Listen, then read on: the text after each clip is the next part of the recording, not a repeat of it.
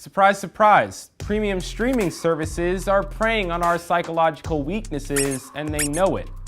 Rather than thinking about them as part of millennial mating rituals, we should think of streaming services as faceless, all-consuming algorithms trying to sell you more of what they've already gotten you addicted to. You don't just like The Office. You might actually have a problem. Crystal, have you ever binge watched any of my shows? Nope. Wow, fucking rude. According to a 2016 survey, over 90% of millennials and 88% of those in the Gen Z category have engaged in binge watching a TV series. And according to Netflix, their users are streaming over 140 million hours worth of content a day. So why is it that we would rather spend an entire day on our couch, drowning in takeout with the blinds down, watching the new season of Stranger Things in one sitting, over walking the dog or doing the laundry or seeing other human beings? Well, it's because binge watching has essentially made you an addict.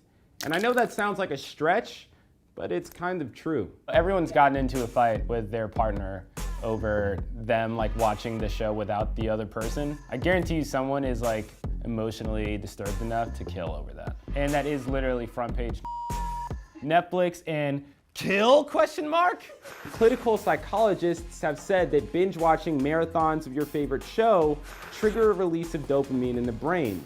And when you're engaged in any activity that triggers a release of dopamine, the chemical that gives the body a natural high of sorts, the brain reinforces and motivates continued engagement in that activity. Your brain is telling you not to stop, so you don't. And that's how experts have seen people build up something resembling an addiction to TV shows.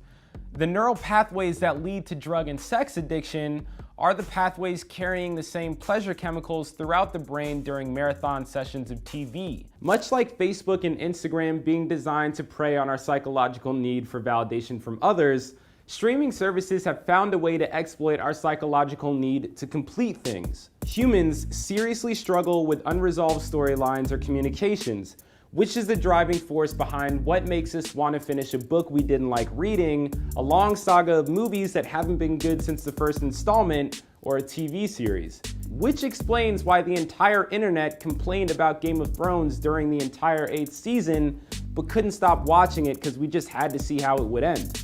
When you combine that with the fact that our brains project real emotions onto characters and events on screen that we're invested in or identify with, you're left with a person who is not only experiencing a mild high, but is now emotionally immersed in fiction and has a very real psychological predisposition and desire to see it end.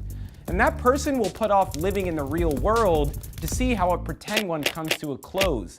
Especially since with streaming platforms, you're not forced to wait a week and return to your life like you are with broadcast TV. And all of this coupled together with the time commitment of binging 10 episodes of your favorite emotionally manipulating shows contribute to the reason why you're left feeling drained after you finish the latest season. This borders on withdrawal because your brain's level of stimulation dropped drastically in a matter of seconds when the credits appeared on screen. And it won't surprise you that a study done by the University of Toledo found that out of 408 participants, 142 of them self-identified as binge watchers.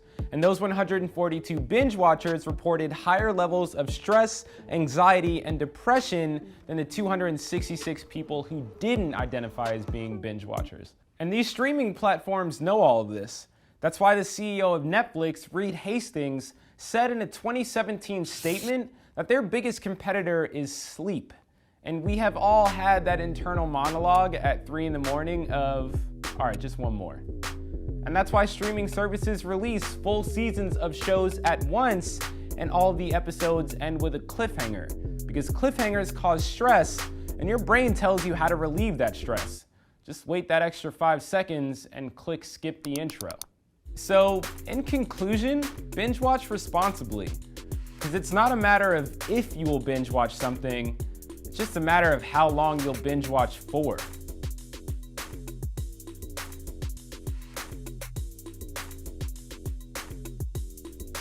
Hey, it's Lee, and if you want to see more of these videos, or really just any other videos that Vice makes, click the bell and then click that subscribe button. Your butt's gonna vibrate every time something gets uploaded to our YouTube channel.